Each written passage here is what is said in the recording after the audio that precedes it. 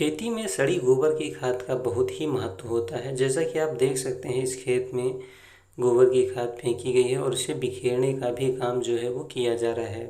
लेकिन आपको बता दूं कि इस समय ऐसी स्थिति में गोबर की खाद फेंकना, बिखेरने का काम कोई मतलब नहीं बनता है। जैसा कि आप देख सकते हैं, इस समय अगर जुताई भी की जाए तो इतने अच्छे से जुताई भी नहीं हो पाती है। दूसरी बात, गर्मी भी बहुत ज़्यादा है। टेम्परेचर अगर इस समय का देखा जाए तो 48 से 50 डिग्री सेल्सियस पे जा रहा है। ज़मीन में किसी प्रकार की कोई नमी आपको नहीं दिखाई पड़ रही है। आप देख सकते हैं कि जुताई भी अच्छे से नहीं हो पा रही है, मतलब मिट्टी भी भुरभुरी नहीं हो रही है।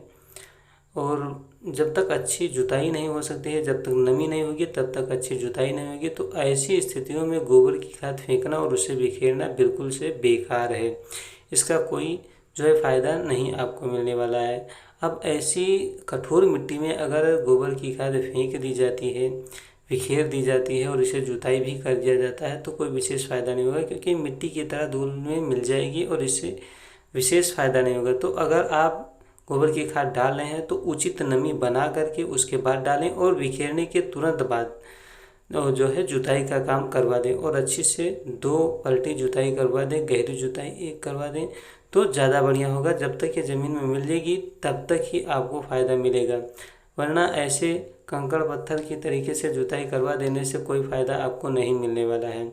इस तरीके से अगर आप खाद बुआई करके, बिखेर करके और इस तरीके से ढीले ढीले में जुताई भी करवा देते हैं तो कोई विशेष फ़ायदा नहीं होगा।